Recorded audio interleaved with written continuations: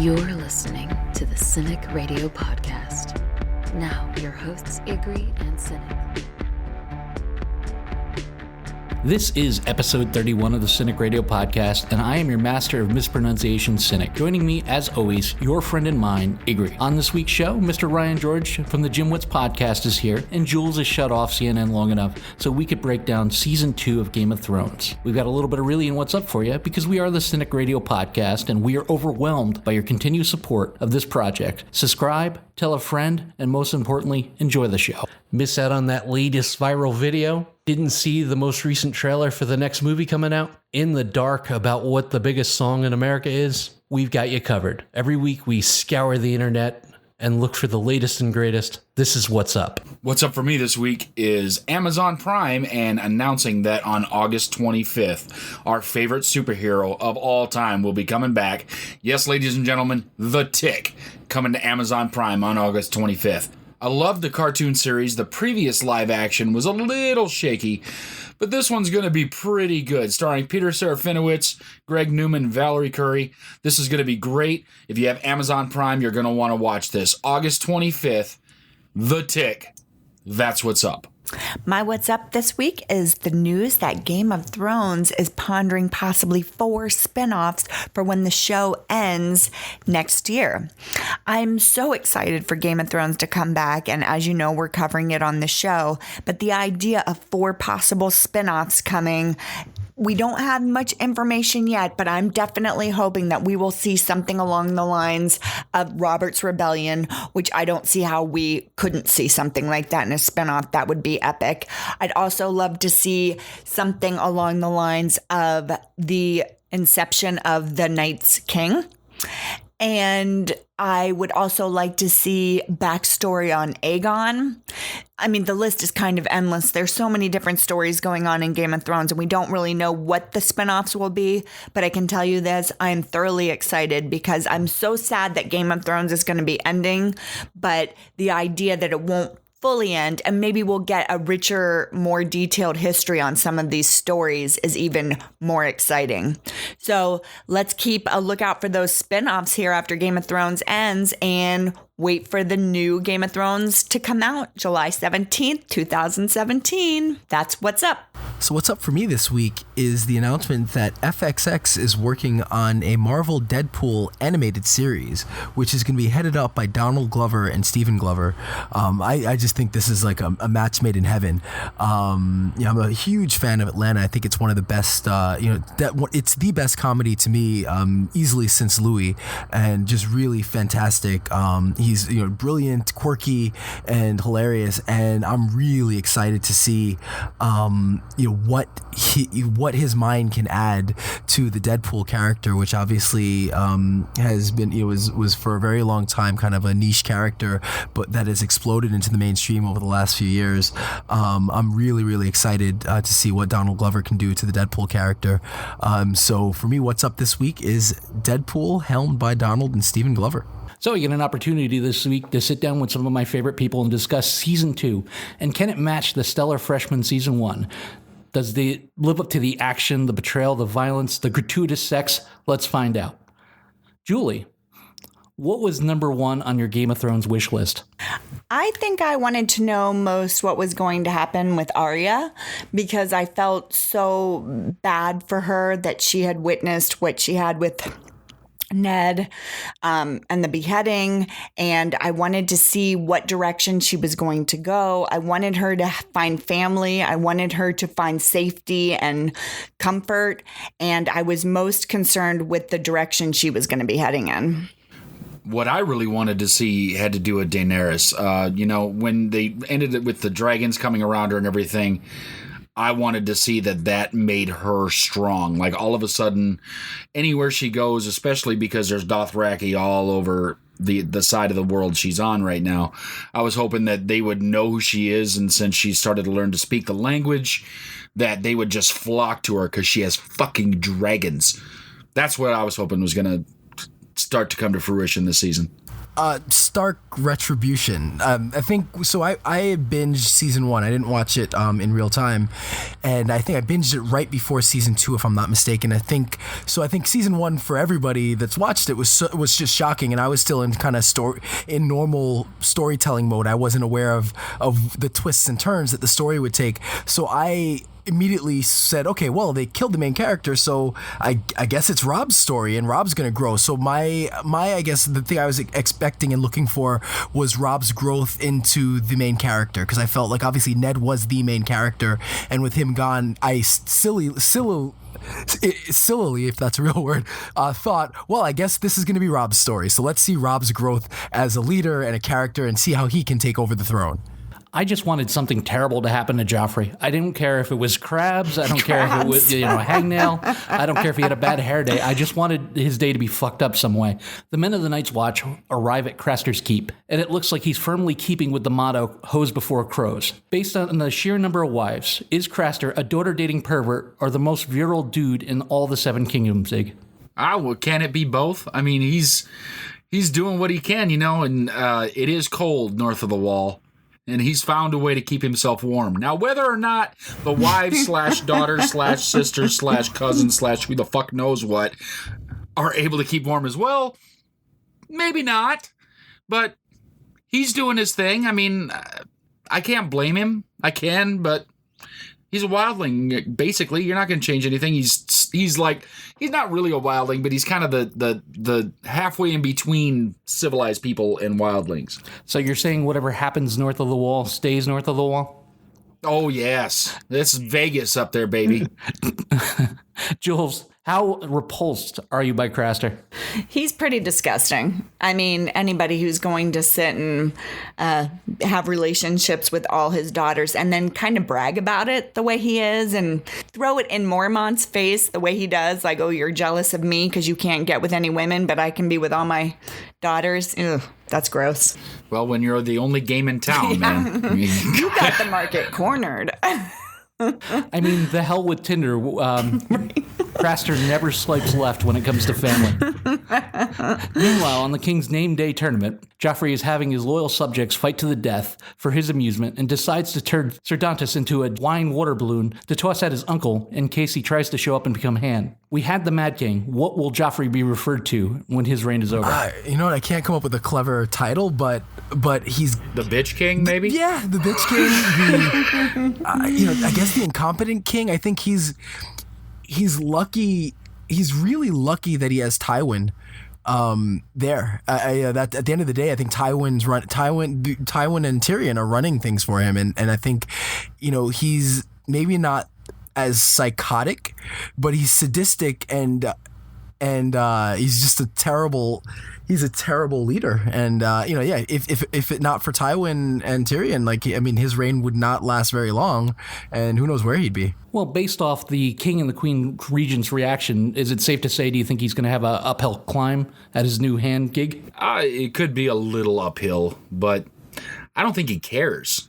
That's the one thing that seems to ring true is, he's the guy that's going to walk into the room and tell you, but I'm the king.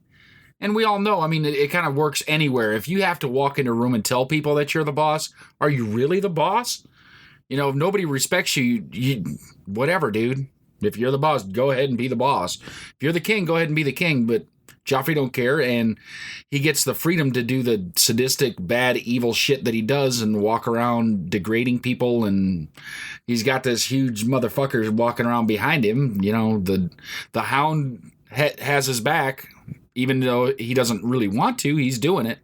I don't know. I think that it doesn't matter if it's uphill or not. Later, I don't think it happened in this season, but later there's a great back and forth between him and Tywin where Tywin basically tells him, if you're something, you don't actually have to keep reminding people that. If you're the king, you don't have to tell people you're the king. At Stannis' Old Gods is Optional bonfire, we burn the old gods to make room for the new. Good old Stannis, he's a man of strong convictions, and he goes out of his way to point out Jaime and Cersei have committed incest. But don't forget to call Jaime Sir. He is a knight, right? Credit where credit is due. After seeing the Lord of Light's barbecue on the beach, and Stannis' flat-out refusal to play in the sandbox with any of the other so-called kings, Jules, does he have a shot in hell at the Iron Throne? I feel like he does because he seems to be the most, other than his weird allegiance to the Lord of Light and the Red Lady. Is she the Red Lady or the Lady in Red? I always get kind of confused on. Okay. I feel like he is the most wise. I feel like he's the most mature. He knows how to go about things. I think he has a strong shot. He sort of has his ducks in a row. He knows how to handle the ways of this world. And I think that that's going to serve him well in the long run. I didn't like Stannis' chances just because of the title. It's the Game of Thrones, and so you realize this is a game, and he's not playing the game, or not in the way that he should be. He's not playing politics. He's got a powerful, like, I guess on one hand he has the Red Woman, and she's powerful, and as we saw throughout the season, she could change the tides for him, but I think he's somebody who like Ned Stark will be defeated by his stubbornness and his desire to kind of in some ways stick to the rules, but in another way he's weird. He's kind of like contradicts himself, because in some ways he'll stick, he says sir, but then he's going to break the rules by having a demon kill his brother. So I just think that he's not politically adept enough, and they made that clear in talking about him even before we got to meet him. I think he's maybe not adept enough to play the game properly. So his only option is almost like brute force, which, round one did not work out very well for him. But doesn't he play the right card by immediately sending out the ravens? Like he said, I'm not going to fall victim the way old Ned did by only telling one person. I'm letting everybody know. I thought that was a pretty smart move on his part. Yeah, absolutely. Stannis reminds me of the type of person that always catches you with one card in your hand when you're playing Uno, and you forget to say Uno, and he makes you draw other cards. Oh my God, I hate that guy. Gotta play by the rules, baby. Gotta play by the rules. The Queen Regent and Littlefinger meet, and she requests that he finds Arya, and also lobs some veiled insults about him being lowborn and a power grabber. He responds bluntly about the claims floating around about the twins. At that point, she has the House Lannister guards surround him and acts as if she's going to kill him. All right, Ig, duck season, rabbit season. Is knowledge power, or is power power? Duck season, rabbit season indeed, because it can go either direction. But truthfully, in this kingdom and in this world, really knowledge is power, because you can see where the things happen. Especially in this season, a lot of people with knowledge and doing the right things with that knowledge are getting everything they want when they want it. It's amazing how Lord Baelish is able to just play people because he knows everything. And the only person that knows more than him is Varys. And he can have anything he fucking wants. So while power could be power, that's Joffrey. And we see what he's getting done and walking around like a spoiled brat and everything else. But Varys gets what he wants, and Baelish really gets what he wants. There's an odd thing with Baelish and Varys, too, because they seem to be frightened of no one but each other. You know what I mean? Baelish isn't scared of anybody, but he is scared of Varys. And I think it's the other way around as well. Because you see the faces that Varys makes sometimes while Baelish is talking. He's like, ooh, this isn't going to end up good for anybody. Oh, and I think that might be, key to both of those two people are the people with the most amount of knowledge. Those would be the two people I would be scared of, the people with the most. Ryan, other than outplaying Ned in the first season, this was definitely Cersei's drop the mic moment, right? Yeah, that was one of her best lines maybe of the entire season. But again, it goes to show maybe Cersei's own short-sightedness, because she's very linear in how she handles things. There's not a lot of nuance, and she's not, she just goes, and she's kind of, maybe she's not as sadistic as Joffrey, but she's very similar to Joffrey, and maybe that's where he got his own. She's not, in her mind, she realizes he's a threat, and he explains he's playing a long game, and she can see it. Maybe he overplayed his hand in that moment, but just trying to threaten him with almost just brute force. I mean, yeah, it's scary, and I'm sure in the moment he'd probably piss his pants. But again, it goes to show kind of her short-sightedness, that you can't always win things with brute force. And yeah, she may win that little battle, but we see that Baelish is playing a much longer game, and he's where she kind of like the saying like she was born on third and I think she hit a triple. Baelish was like like he's made it to third painstakingly, like walked to first, stole second, made his way to third. Like he's really worked his ass off to get there, and so I think it was a drop the mic moment in the moment, and she wins that battle, but it still doesn't make me think any more or any better of her. When we first meet Negan, he points out to Rick how important a right-hand man is. And for as hard-headed as Stannis can be, could he have picked a better right-hand man than Davos Seaworth? As he works to build the fleet, what are your opinions, Zig, on the Onion Knight's character? I love the Onion Knight. Davos is so fucking cool. And he's almost a commoner. And the way he just carries himself and everything, it's really little stories, little tidbits, little nuances, little things that he throws out at you, but it just kind of makes you relate to him. And I think that says it all, because he's the guy that is going to show up, and after the king says his thing and tries to rile up his troops, the dude's going to be like, yeah, let's go fuck some whores or something. And it's going to make all the guys go, yeah! And he's a guy that can rally some troops, and he's a guy that can get things done, and he's more realistic about all of his goals. And I like him a lot. He is very good right-hand man. Even though he's missing a few fingers on it. Well, that is the deal, too. I mean, he does... he's missing fingers after Stannis ordered him chopped off for smuggling, yet he's still fiercely loyal to this guy. And you can really draw a lot of interesting parallels between Davos and Bronn, except one guy does it with his mind and loyalty and the other guy does it with his sword. Tyrion has newly Lord Janos Slynt for dinner, questions him about the Massacre of the Royal Bastards, which, by the way, a Massacre of the Royal Bastards could be one of the best band names of all time. Jonas openly admits his involvement, but won't reveal who gave him the decree.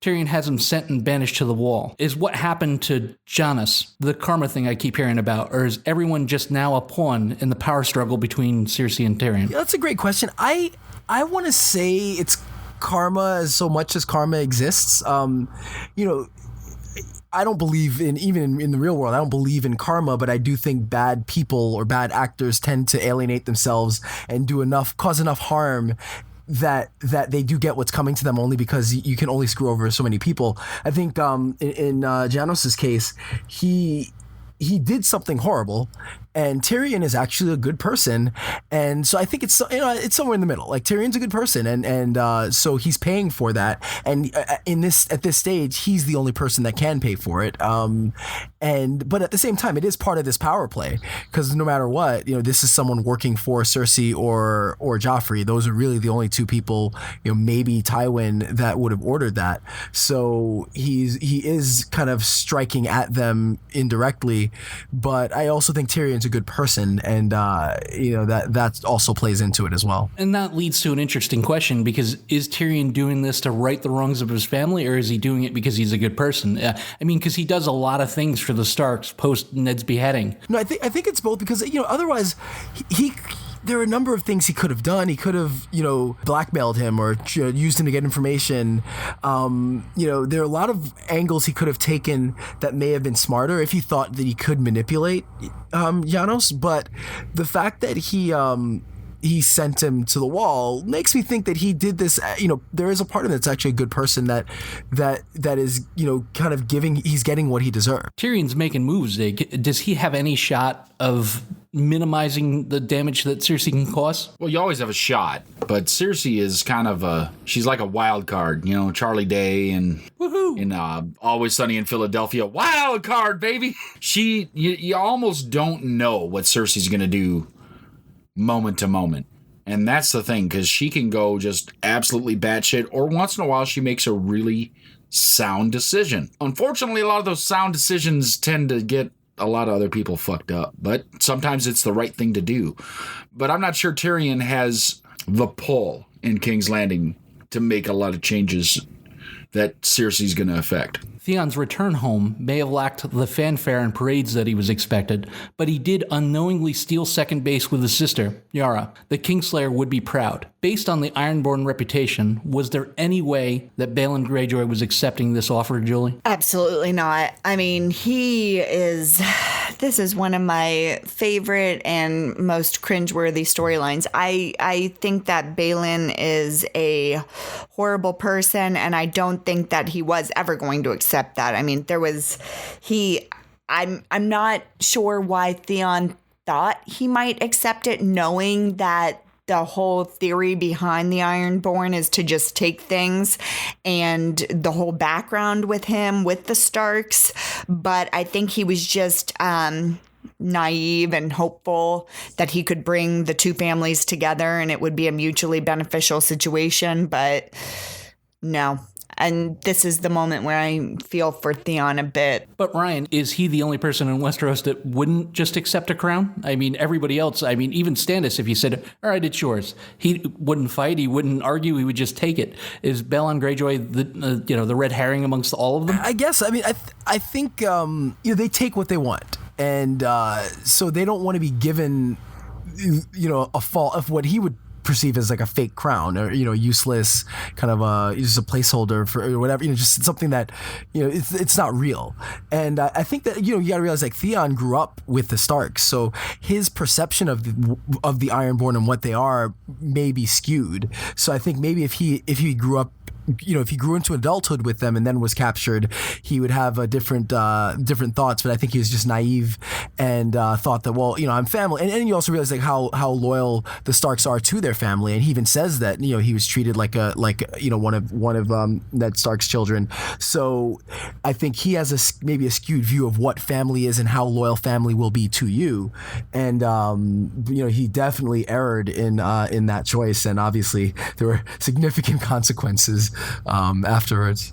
It makes you wonder, like, what the Starks told Theon growing up about his background, like about their family. They school them on every family, everything. So it's like, what did he learn about his own family through the Stark? Well, he knew enough to answer between, did you pay the iron price or the gold price? So he knew something. Well, that kind of goes back to his arrival, IG. I mean, why do you think his sister didn't say anything? In the book, their interaction on the back of the horse got really extreme. Do you think she was just opening the door for him to further humiliate himself? I think that's absolutely what it was. I think it was absolute humiliation. Haha, you fucking think you're going to ride in here like some kind of high lord and take what you want and just pillage your way through and have whatever fun you want because you're from here. You don't even know what's going on here. And he obviously didn't. Are you saying it was worse? Oh, yes, the book was worse. Oh, yeah, the book was much worse. Like, how bad? To the point of orgasm or near orgasm, I think. No. Like, yeah.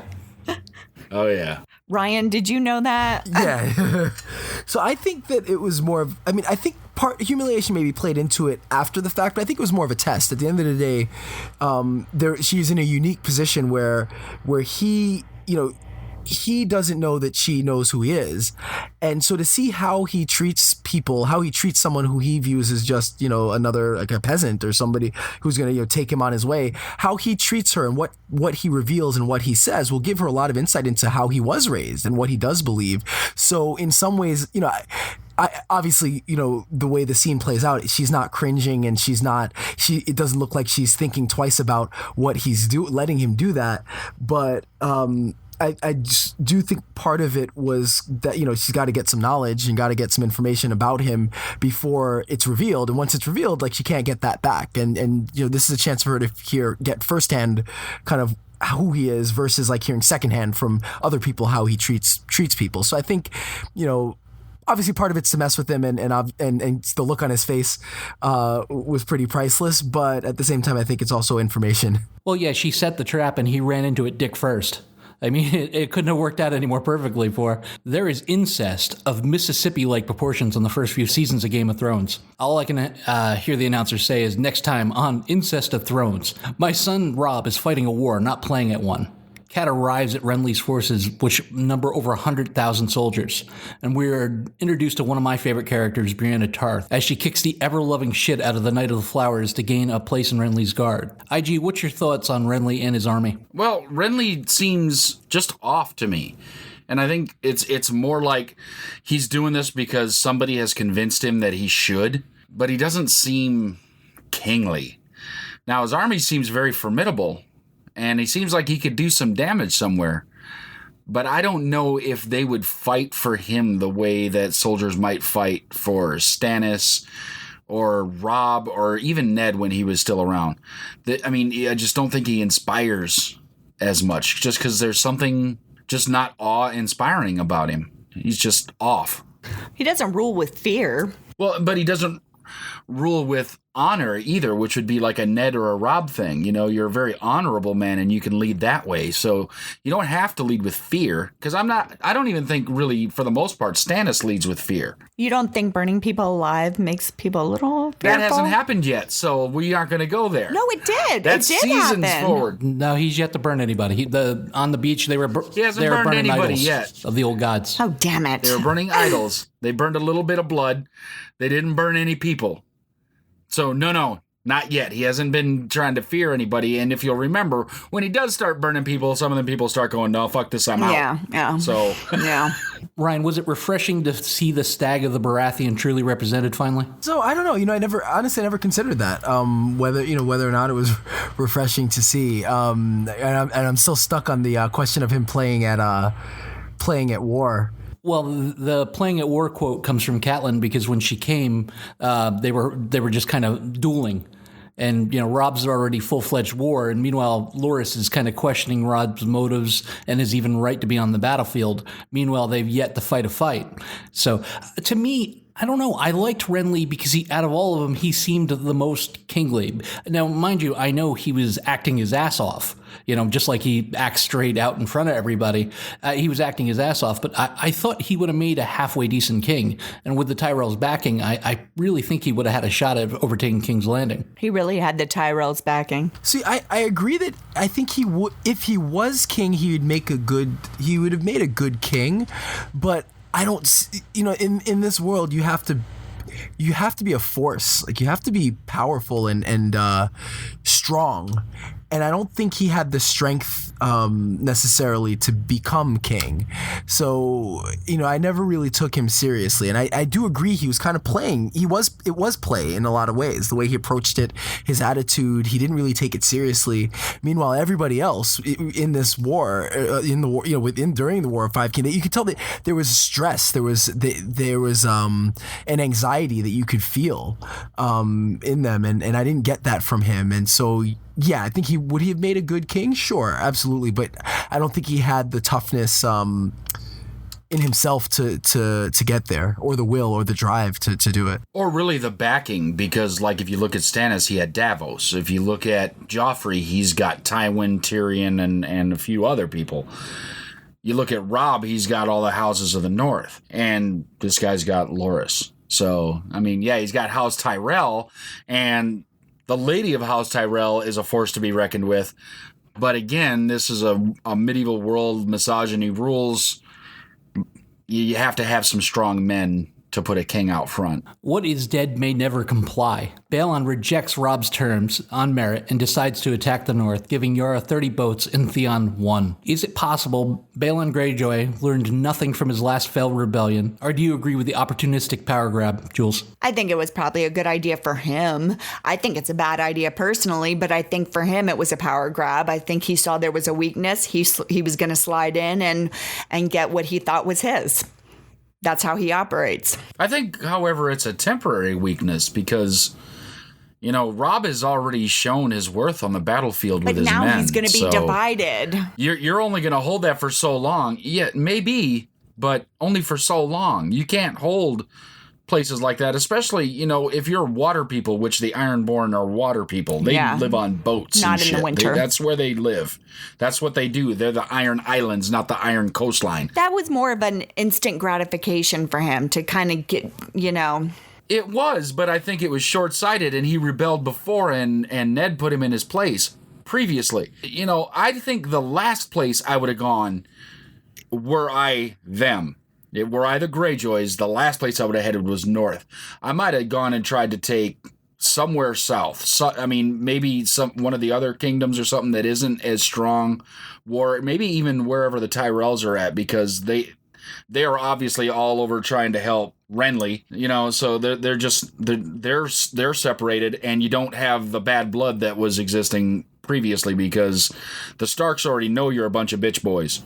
You don't want to anger them. Let me play Balon's advocate here for a second. What if the Starks don't win? They occupy the North, and then the Lannisters just turn around and give it to the Iron Islanders. What if they just say, all right, well, you won it by conquest. You're still in the kingdom, and you're still under our rule, but the North is yours. And I think that's what he was kind of banking on. What do you think, Ryan? Well, actually, that's a great point. I think to take it a little further, the other option is the war. It's a long, drawn out, war of attrition, and they're in a position where the Iron Islanders can help the Lannisters win the war. So that could also be another angle: is take the North while it's weak, hang out there, kind of set up shop, and when the Lannisters need us, that's where we can work with them, and then the North is ours. I do agree. I don't think the Greyjoys have. I don't think Iron Islanders have much. I don't think anyone has faith in them winning this war.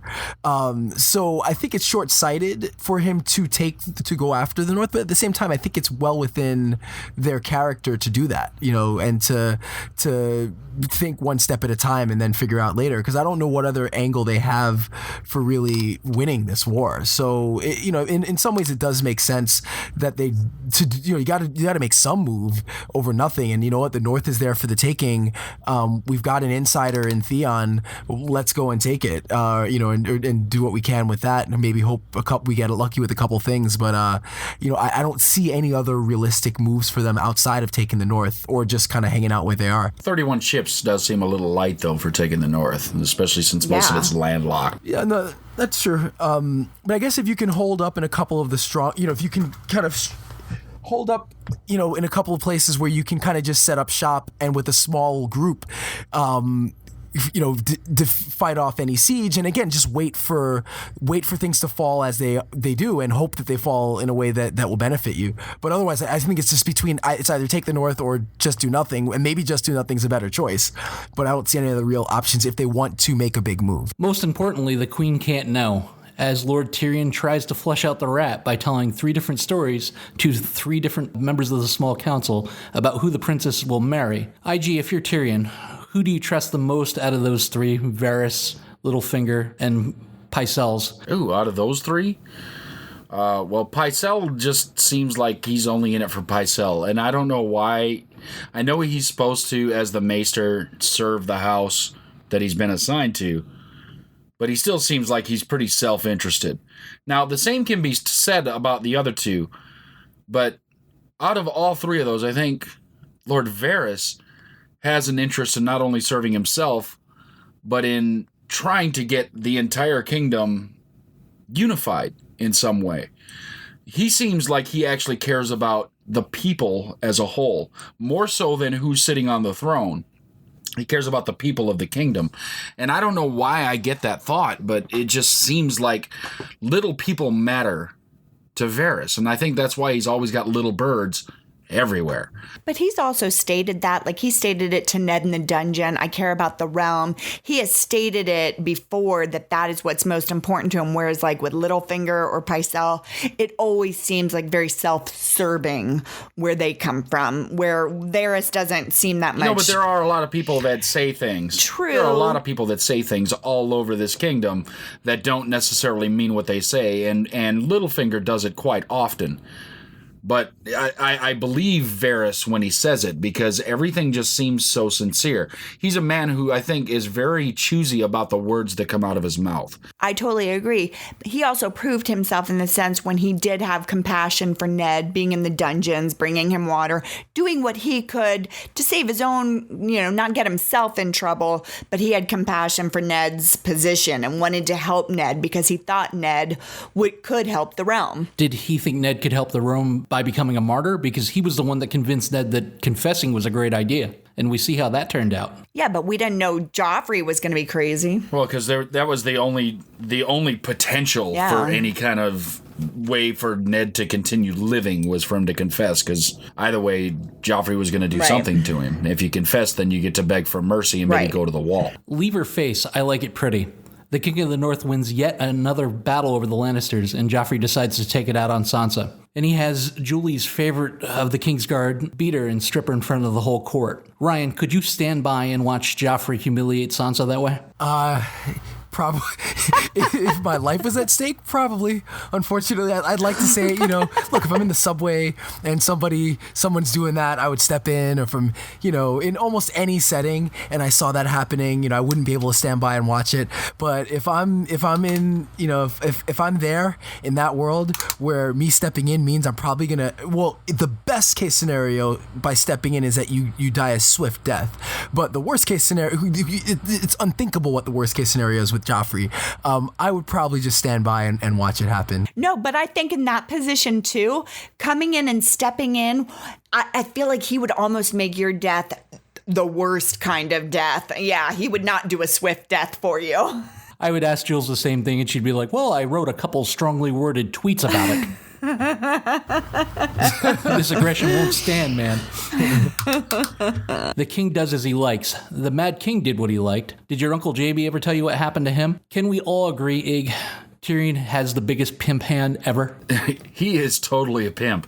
And he does it all the fucking time. He is so awesome. I mean, Peter Dinklage is perfect in this role. And there can be no denying, no matter who you are, that he has the strength of character and the charisma and everything to play this so well. And you cannot deny the pimp hand is swinging strong. I mean, I think he has someone who just carries baby powder behind him so they can put it in his hand. He can leave a mark. Ha ha! In a world full of Lannisters, always be Tyrion. There is no cure for being a cunt.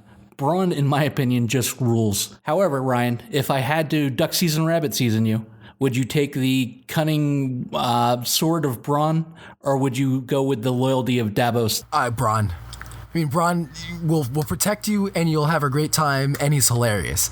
And if you're hilarious, it goes a long way. And he can sing too. I don't know if that's a spoiler at this point yet, but if not, Bronn can sing. He'll defend you, and he's hilarious. So Davos is great, and he's super loyal and a really good guy, and will probably offer. Well, no, you know what? No, Davos is wise, but Bronn is really wise as well. How often does he give great advice? Or I would say that Bronn is just as wise as Davos, and probably a little bit more like street smart. That's not fair. Davos is pretty street smart too. But no, I'm gonna say which answer is it, man? I love the fact that he's debating himself. Let's just all sit back. Where's the popcorn?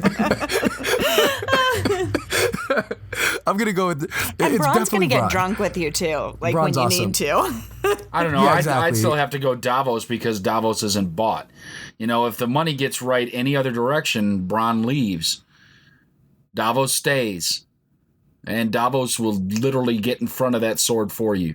Bronn might go, the money's not that good. Yeah, but no matter what situation, Bronn, at least Davos is not going to be able to protect you against many swords in many situations. At least if Bronn's still on your side, you got a good chance of coming out alive. But no, it's fair. It's like Bronn is that was one thing I was considering too. That Bronn is kind of bought. You can pay him more money and he'll desert you. But I'll still take my chances. All three with Bronn. Of those arguments are so compelling.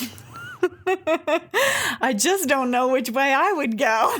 You mean the four arguments that he had with himself? Those ones? Littlefinger goes to treat with Renly, and he plays both ends to the middle to save his position at court and his head if Renly wins. In your opinion, Ig, is Lord Baelish the most clever player in all the Game of Thrones? So far, yes. He's very clever. And he positions himself with anybody he thinks has a shot. He still has a seat at the table with the current king. And he's still positioning in case something happens with the potential next kings. I'm surprised we haven't seen him at all the camps, like hanging out and having a drink with Robb or cooking up a chicken with Stannis. I don't know, something. Well, the interesting thing with him too is that even though he's not with Robb, he's manipulated Sansa to the point where at least she feels like he's on his side, and that she feels like maybe he, so if Robb comes in and wins the throne, Sansa will put a good word in for him. So in a way, he's kind of ingratiated himself with her enough that he'll survive, no matter where things go. He'd survive, but I mean, he's gonna be a player if Renly comes. If Renly is able to take it, he's gonna be a player. because he's making the deals. He's swinging the tides. He's like a cockroach at the end of the world. Like, he's going to figure out how to survive. But it's also the reason I don't trust him as much as I trust Varys is because, he's Varys. It doesn't hide much from the people that he thinks needs to know. I mean, yeah, there's always something hidden, especially when you're a eunuch, but come on. Stannis treats with Renly. Surprisingly, they can't find common ground, even though the unbending Stannis even tries to reason with Renly and tell him he'll make him his heir until a son comes along. Ryan, do you know any perfectly reasonable individuals that become mouth-breathing lunatics when dealing with siblings? My siblings and I aren't very close, but we don't hate each other. But yeah, I have friends that like it's like fireworks when they're around each other, and things are okay, but there's always enough tension that you're on edge whenever you're around them because you're just waiting for a blow up or for something bad to happen. That sounds uncomfortable. Yeah, what do you even know about these guys, right, Jules? Kind of like a finger in the butt. Feels uncomfortable. Speak for yourself. I was going to say, says you, but I was like, that's going to make me look weird. Daenerys arrives at the city of Qarth, and the 13 who run the city are reluctant to let her in. However, they're awfully interested in her dragons. Jules, could you smell betrayal from a mile away? Yeah, that guy, I forget his name, who first came out, but he definitely was not trustworthy looking at all. And, the dragons in this world are such a commodity beyond. I mean, they're you can't even place a value on them. So there's only 3 of them, right? Obviously, there's just no way to be able to say how much they would be worth to anybody. So I think that everybody, would be looking to betray her in some sort of way to get their hands on him. So, yeah, definitely did not get an easy feeling from the guy who greeted them. Yeah, it kind of looked like Bill Murray's brother, too, which was off-putting. The night is dark and full of terrors. Renly finds out that living in Stannis' shadow will no longer be a problem, as the Red Lady spawns a shadow of Stannis with his face and kills him in front of Cat and Brienne. IG, does it surprise you that Stannis, who loves to stand on moral high ground, would use such unjust methods to get a shot at the Iron Throne? Yeah, it did. It really did surprise me. And I mean, it was kind of a shocking scene to begin with. I mean, it was odd. I mean, I rewatched the episode recently, and even the day that it aired, I mean, HBO does this thing where they show a couple other things, and then they show it again. And I'd sat and waited because I wanted to see it again. I'm like, I couldn't believe it at first. I'm like, was that fucking Stannis, that shadow? Yep. That was some freaky shit. And she's got a really short gestation period. That's just amazing. Like 20 minutes. Yeah, it was a little boat ride over. It's like, do your thing, little blood, little fire, little stuff. All right, boat, pregnant. And out comes a shadow demon that looks like Stannis. Awesome. I feel like he's just justifying, he's that guy that's justifying his actions, even though he stands on moral high grounds. I think he feels like he is owed this throne. It is his to take. And I don't think he's really looking at it like he's doing something that he shouldn't be. He's justifying it to himself. Well, I think it's weird. It's funny that he'll punish Davos, even though Davos pretty much saved his life, but there's no inkling of him wanting to punish himself for I feel like while he might be rationalizing it to an extent, I'm sure he knows it's wrong and he's aware that it's wrong, but I think he's under some kind of like hypnotic effect, but at the same time, it's like, it's interesting. He's almost a hypocrite because he's not. It doesn't seem that he feels too much grief over it, or that he's gonna. One would think that he would feel bad that he's done the wrong thing and he has to suffer in some way for it. But I don't get the feeling that he's gonna punish himself. Farewell, Power Bottom King. We hardly knew you. Arya acted heroically by saving the men in the wagon from burning during the attack that eventually got Yorn killed and the future crows captured and all brought to Harrenhal. The faceless man requests 3 names to pay his debt to her. IG, do you think Arya can trust him? So far, I don't see any reason not to. He seems like he didn't belong in that wagon for some reason. He seems like he was put there almost by choice, but didn't belong there, because the other men that were in that wagon with him, they seemed vile and villainous, and he just seemed cool and collected and almost like this is part of my plan. And maybe it is. I don't know.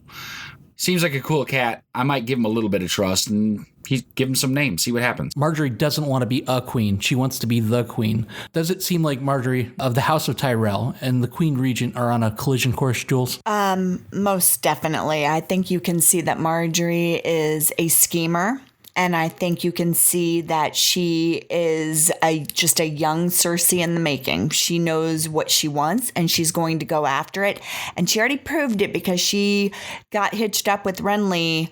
And even though he wasn't exactly the king yet, she was willing to go ahead and jump on that boat because there was the possibility of being the king eventually. Well, I think that was a house play, though, because we know in this world that the houses marry into each other for different reasons. And I think that was you're going to marry someone from House Tyrell or you're going to marry someone from House Baratheon.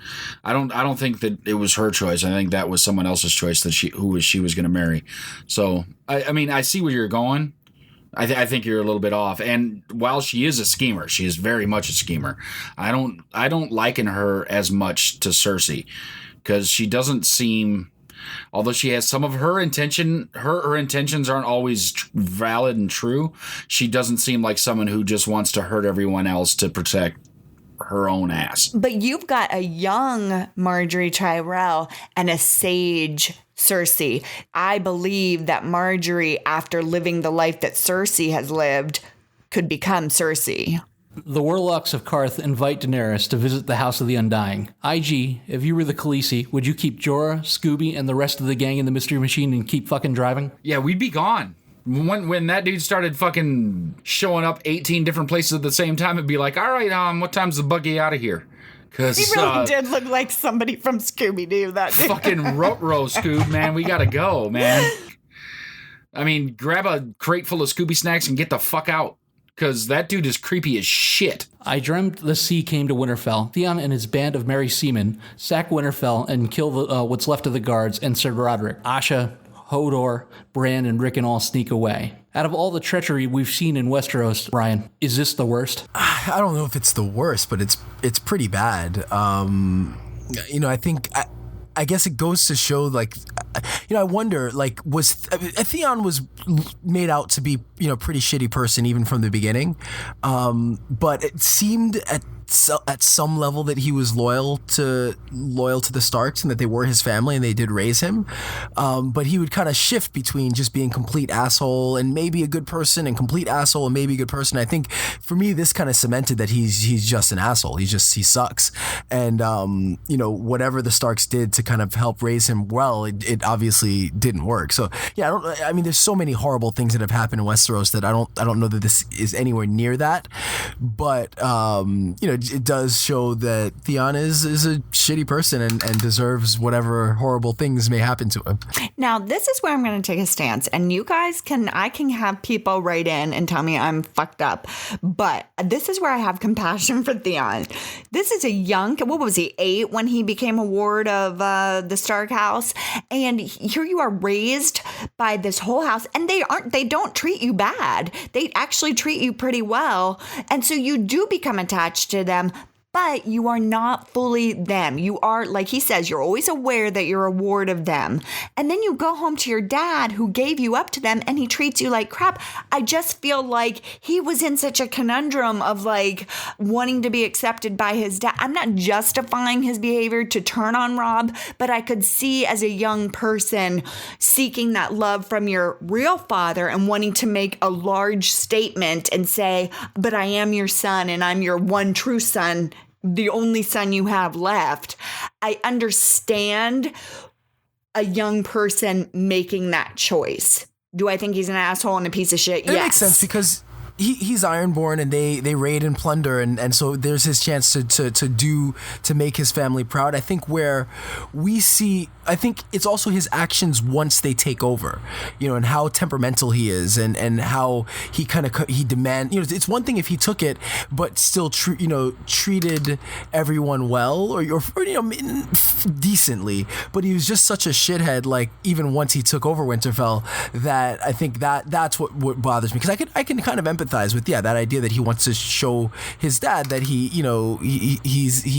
Ironborn and he's worthy of being the heir. But yeah, I just don't think. I think you just see how the results after he takes over Winterfell that he's a shithead. Well, all he wanted was the respect of somebody, and he thought that just the sheer act of taking over Winterfell would have done it. And when he saw even that wasn't happening, he kind of went a little left. I mean, his father called the conflict right away. He's like, "Are you a Stark or are you a Greyjoy?" And I think his identity or his perceived identity has always been he's a Greyjoy, but at heart he definitely had become a Stark. How do you spend, from as long as you basically can remember to your early teens or late teens with a family and then just discount them completely at the drop of a hat? It's not going to happen. He's one of the more tragic figures in the whole story. He reaps what he sows eventually, right? IG, how can you call yourself King of the North if you don't even own the North? Rather than trust Bolton's bastard Ramsay to clean up the mess in the North, should Robb headed home and stop the Greyjoy invasion? Yeah, probably. I mean, you're going to lose all the ground that you've gained thus far, but if you lose what you already had, on top of having to continue to thin yourself out as you move forward, you're not really gaining anything. So it's almost time to go home, regather all your stuff together, and start again, because, the damage that you've done already isn't going to be undone. First of all, I mean, the news is spread that Robb is formidable. And then if you're back at Winterfell retaking that from a bunch of meandering fucking pirates, then you're going to show them that not only are you willing to go and fight for the rest of the realm, but you're willing to fight for those that stand by you. I think he should have gone back. I really do. Although Ramsay Snow, he sounds like a kind, gentle, and trustworthy person. The small folk take time to shower the royals with the tokens of their appreciation, which include cow shit. Joffrey orders them all to be killed. They attack, and the royals barely get out with their lives. The riots consume King's Landing. Sansa is grabbed and drugged off and almost raped, but she's saved by the Hound. IG, why did the Hound go and save Sansa? And what does it say to you, the fact that he took it upon himself to save her life? I think the Hound is ultimately a pretty good person. I really do. I like him. And he has been there and kind of watched over Sansa pretty closely. Because even last season, when she was about to jump, he's like, "Come here, girl," and wipes blood away from her face. I think he's better than he's portrayed to be. I mean, yeah, everybody looks at him like this big badass killer who's willing to fucking do anything.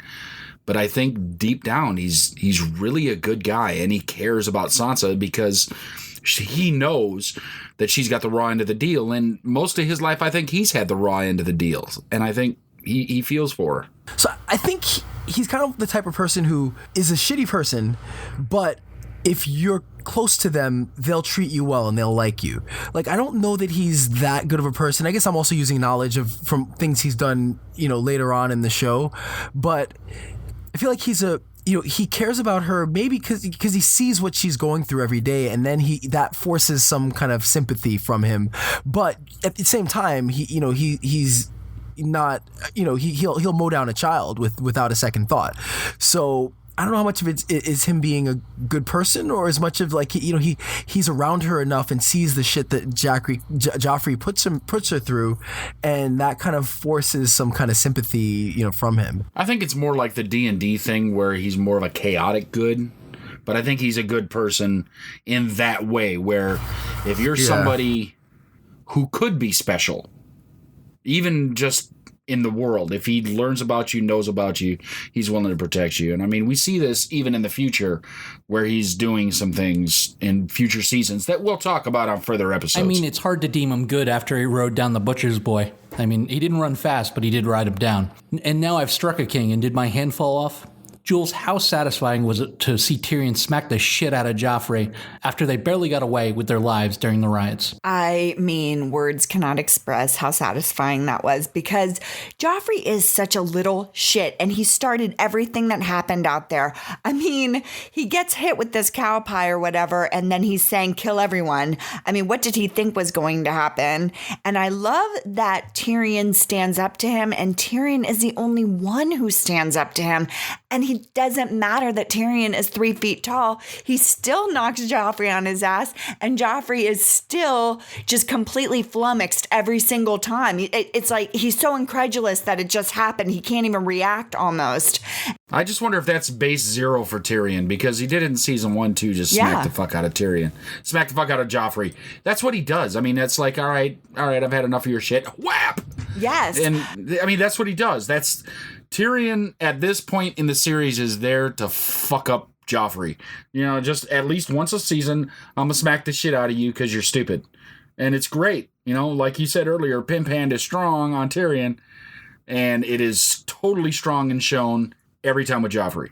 Super satisfying. Daenerys returns back to the mansion to find even more of her men dead and her dragons gone. Ryan, which would be safer? A 7-Eleven overnight clerk, a taxi driver in Chicago, or being part of the Khaleesi's Khalasar at this point? Just flip a 3-sided coin. I don't know. Neither one is pretty safe. I'll go with the 7-Eleven cashier because there's a 7-Eleven near one of my jobs, and I get there as early as like 5:30 in the morning, and it seems actually I was gonna say it's safe, but right next door is a diner where it's 24 hours, and there have been like 5 or 6 shootings in this diner in the last like 5 or 6 years since I've been at this gym. So actually, maybe it's not that safe. Ygritte gets Jon captured, and now Robb is making eyes at Talisa. IG, are Robb and Jon foolish for putting their hearts before their heads? And does this prove once and for all love is indeed a battlefield? Are they foolish? Yes, but are they any more foolish than any other 17 to 25-year-old in the entire history of any entire universe anywhere? No, it's kind of what you do at that age. And, you know, you're allowed to make some foolish decisions, except that their foolish decisions can really lead to some bad shit. Kat decides to fuck up Robb's whole shit by letting the Kingslayer go with Brienne to take him back to King's Landing, so they'll release Sansa and Arya. Ryan, are the Starks their own worst enemies? It would appear so.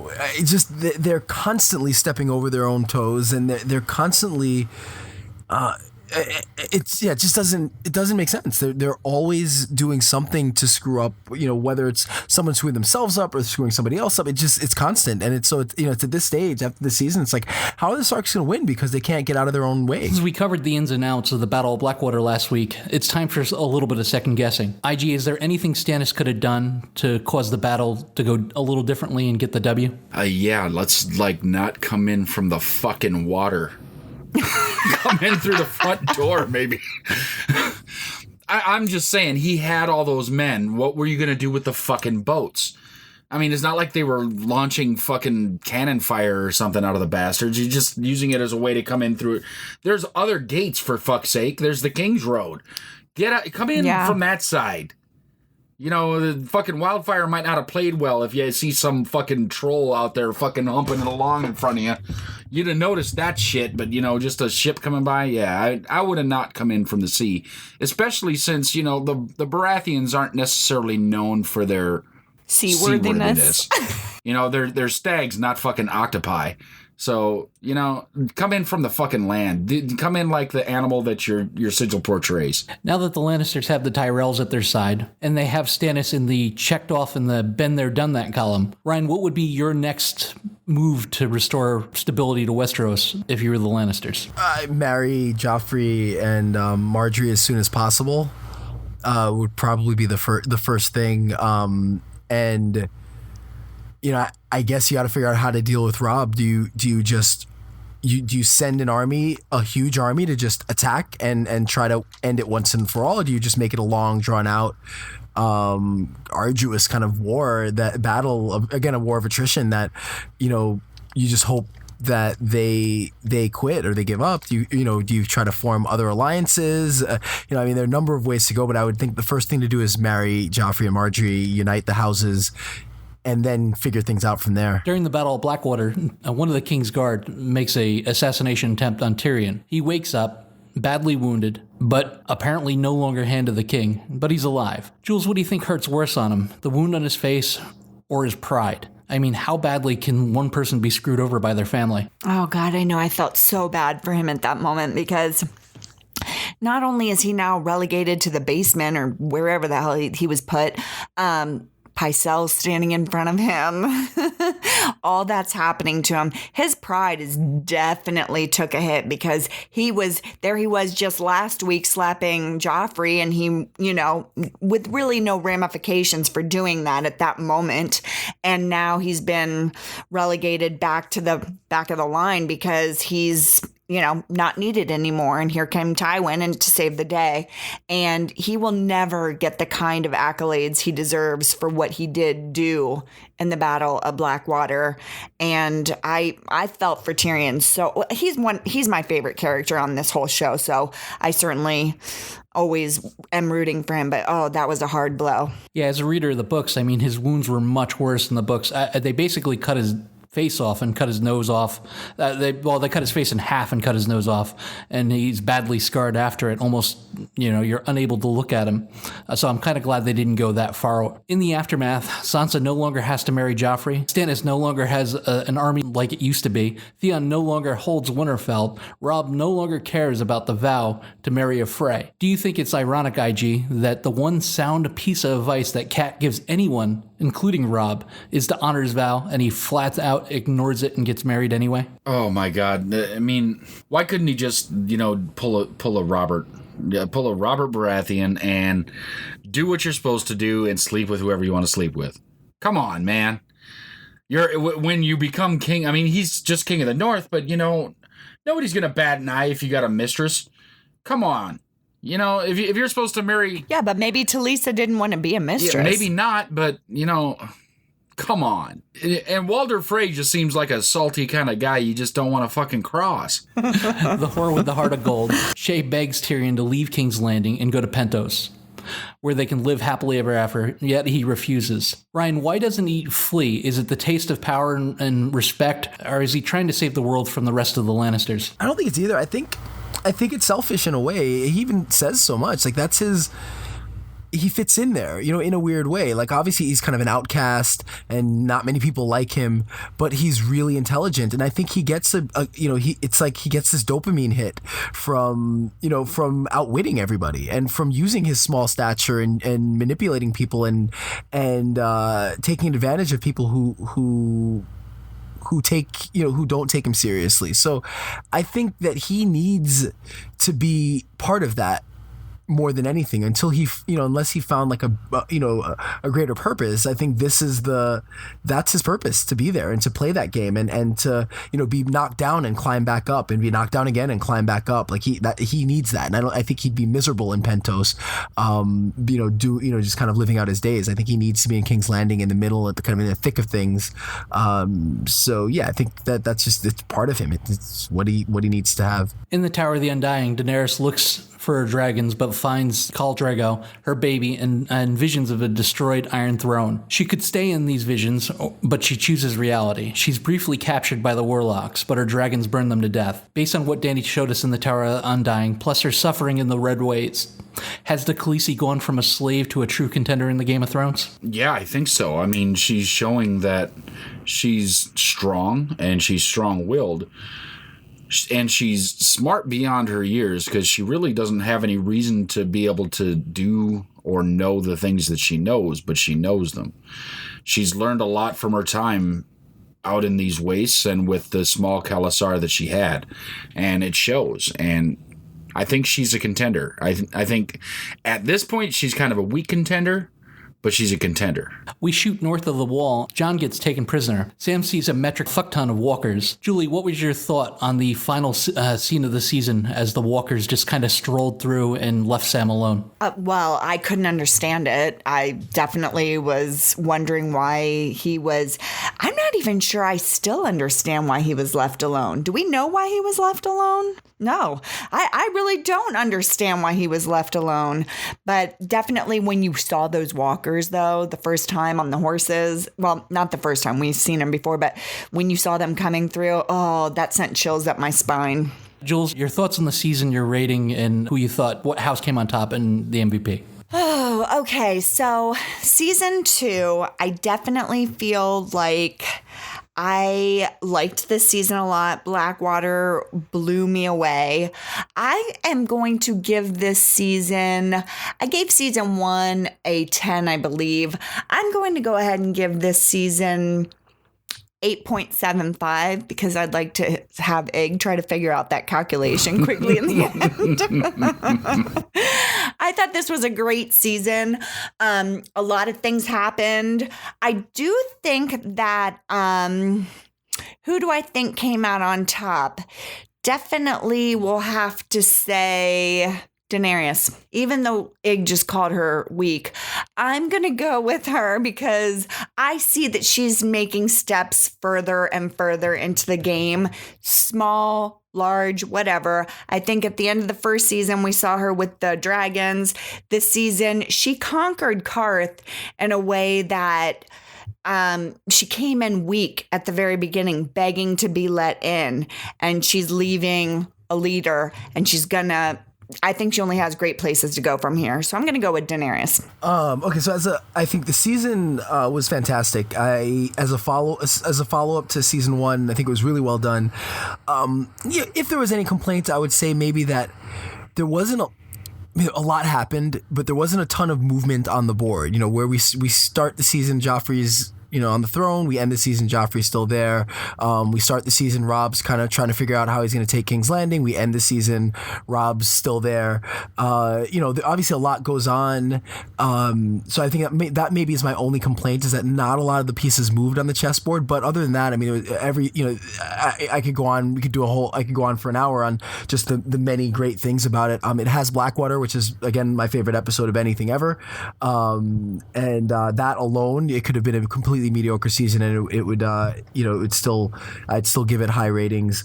My rating for this season, I think season 1, and then especially as we get later on, I think there are at least a couple seasons that are 10 for me. I think season 2 is not quite a 10, so I would give it a solid 9, maybe a 9.5, but I can't quite rate it as highly as some of the other seasons, but it's still, as good a season as almost any other show.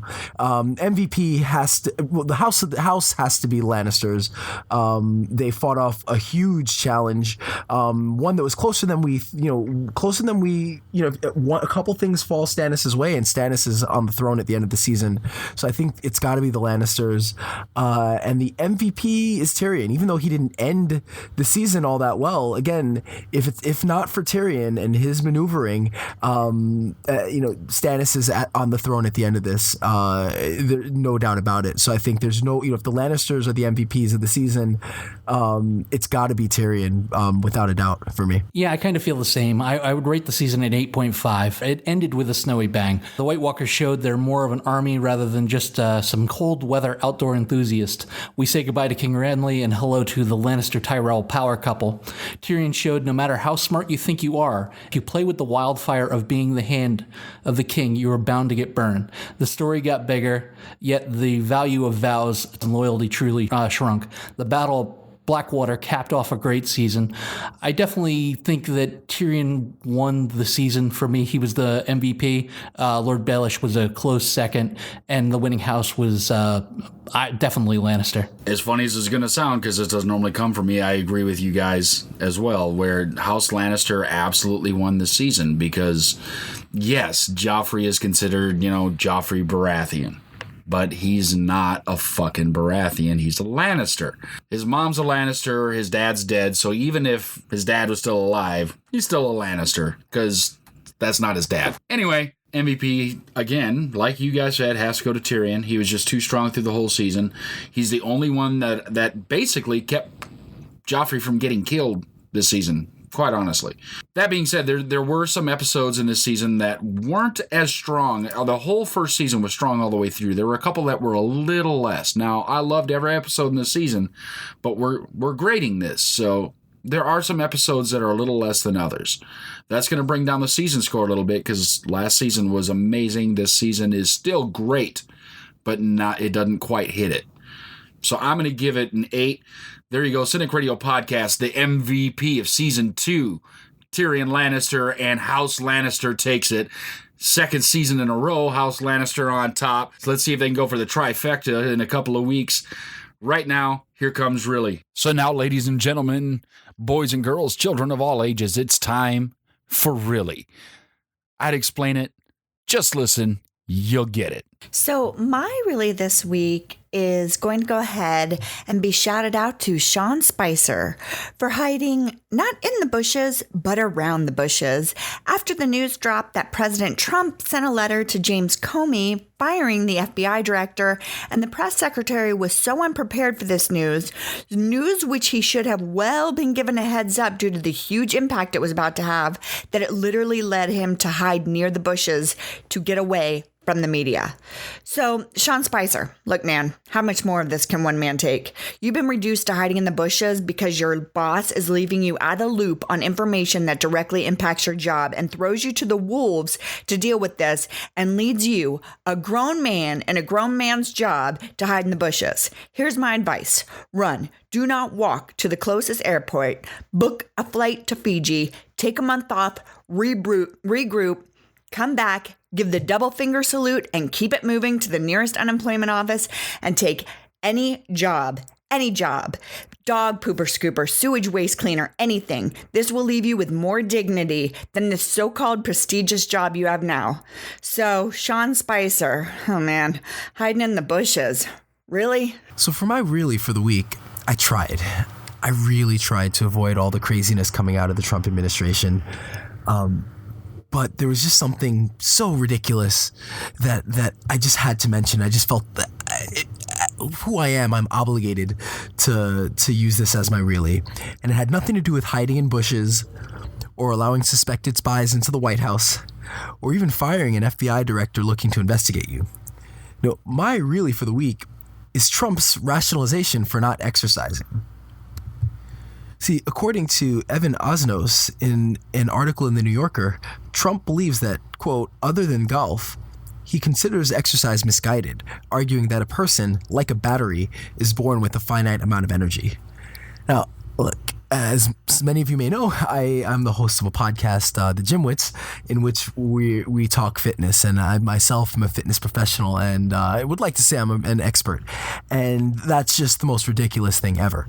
I could go on forever about how stupid that is, but at the end of the day, exercise is necessary to be healthy, and it will in fact recharge and extend your battery far beyond whatever we're kind of set up or born with. So for Trump and his views in exercise, really for me this week goes out to these 7 bounty hunters in Nashville, Tennessee, who decided to chase the wrong guy. Not only did they chase the wrong guy, but poor 24-year-old Jalen Johnson, father of 3 from Clarksville, was killed by these morons. Wasn't even wanted for anything. Completely innocent. These bounty hunters are basically vigilantes, taking the law into their own hands. The problem with this is a bail enforcement system and everything. When you're a bail bondsman, there's very little regulation on who you send out to be a bounty hunter for you. So these people are out under the guise of law enforcement when they have no real right to do any of this stuff to anybody. But here they are, and 7 people fired shots into a car with 4 people in it and then tried to take them all in. Not one of the people in the car was wanted for anything. Thankfully, all 7 of these people have been caught. They've all been charged with a plethora of charges, including all of them with first-degree felony murder and 3 counts of especially aggravated kidnapping. This is great, but in this day and age, shooting young black men when you're a bounty hunter, you're just trying to join the cops, I guess. Really? And that's going to do it for episode 31 of the Cynic Radio Podcast. I'm Igrahee, and with me is a man whose spirit animal is a pepperoni and cheese pizza, Cynic. Also joining us this week has been Jules and Ryan George from the Gymwits Podcast. You can find him over on thegymwits.com. Send us your comments, questions, concerns, and apparently, according to Game of Thrones, we're all going to need some more fire-retardant clothing to cynicradio@gmail.com. Find us on Facebook at facebook.com/cynicradio. Look for us on the internet at cynicradio.com, and look for us on Twitter at cynicradio. We appreciate all your comments, all your likes. Follow us along. Please subscribe to the podcast. We'd love to hear from you in the future. And until then, don't get captured. Follow the podcast on Twitter, Facebook, and at cynicradio.com. Available for download on iTunes.